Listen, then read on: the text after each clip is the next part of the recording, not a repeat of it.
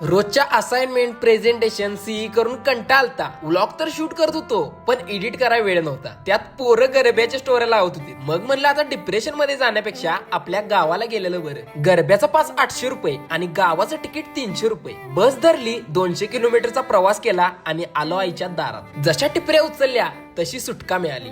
टिपऱ्या खेळता खेळता ताल सुटला. टिपऱ्या आकाशात आणि पाय सुसाट. ना ताल ना ठेका. मन भरून नाचलो, ते पण आपल्या पोरांच्या.